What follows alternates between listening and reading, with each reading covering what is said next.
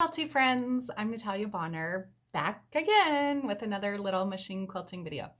Okay, so this quilt, I'm just showing you a tiny portion of the quilting that I've actually done on the whole quilt.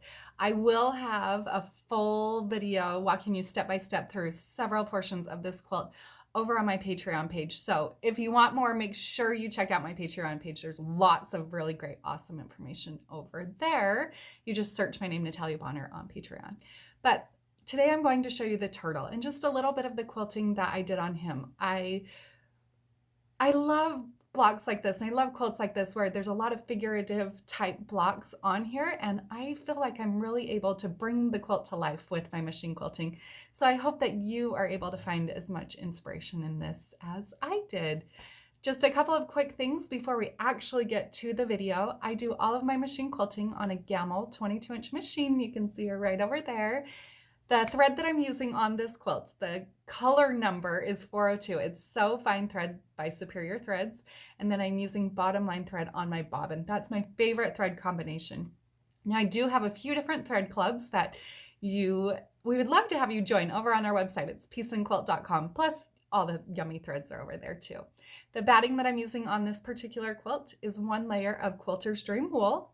And of course, you can find a lot more of my machine quilting designs and inspiration on all of that in my books. I have lots of them. You can see them up there.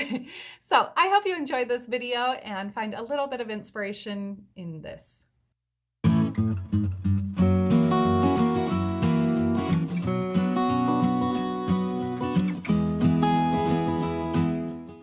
So to make him look more like a turtle, or just play with what's actually going on with the piecing there, I chose to alternate 2 different designs. So the first thing that I did was went through and quilt point to point straight lines, creating cross hatching through every other block. By doing this, I'm creating these new spaces, which essentially are spaces that are already there. On those alternating new spaces that I've created, I'll go back through and fill those in with some fun swirls.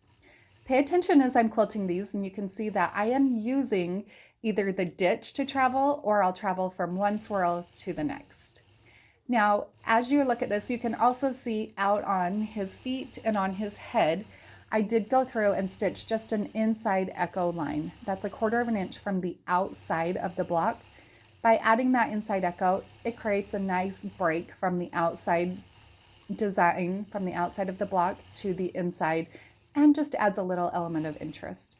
Then along his face, I stitched in the ditch around his eyes and added just a fun, simple V point-to-point curved line